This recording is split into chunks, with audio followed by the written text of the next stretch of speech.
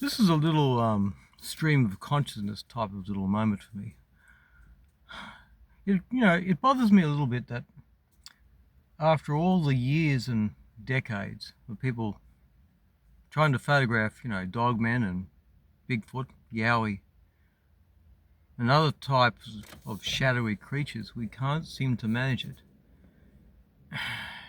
It's a particular frustration with me too, I use professional grade equipment. I've got a D700 Nikon full frame camera. I've got prime lenses, f2.8 and f1.4 aperture.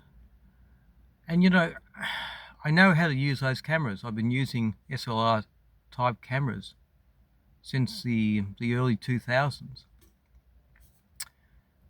And while I do capture, shadowy looking creatures, odd shadows and things looking like they've got eyes and hair and everything, it's a really difficult thing to try to find and to try to capture something in clear focus. And it's not because, I don't know how to use the equipment. It's more like there's something amiss with the subject that the lens is focusing on. We know when we can see something and it looks pretty clear to our eyes. And what, is generally accepted that these particular creatures, no matter the country of origin, they have a sort of a supernatural aspect to them.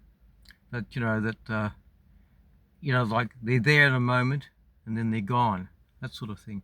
And I just can't help but wonder whether it's your physical eyes seeing these creatures or whether it's something else. Could it be the eyes of your spirit actually watching and seeing these things with clarity? Because interesting.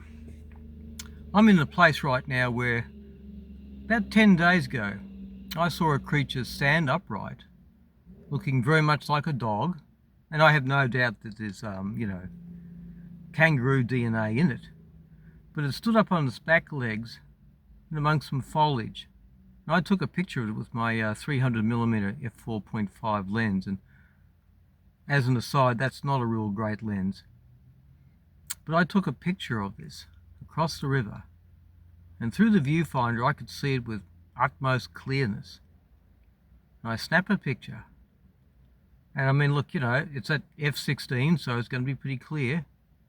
The ISO was down to 100 because it was a fairly sunshiny day. But I'm looking at it and I thought in the LCD there, and I'm thinking, that is not clear. But how is it that I didn't capture a clear image? And I think probably because human beings are more than just physical flesh creatures. We have a spirit, we have a mind, and we have a soul. So it's not inconceivable that it's our soul or our spirit that is seeing these particular creatures in utmost clarity, and that the mechanical devices that we use, camera lenses and phones and things, can't quite match the acuity of our spirit that can see things very, very clearly. Because when your mindset is open to the fact that you're going to see something, and I'm not talking about pareidolia, I'm talking about recurring patterns. Patterns such as blinds, hides, and bows. And the scoffers will tell you, hey, the wind did that, mate. A wombat did that, mate. A kangaroo, some kids pulled it over. Yeah, no, that doesn't happen. Really just doesn't happen.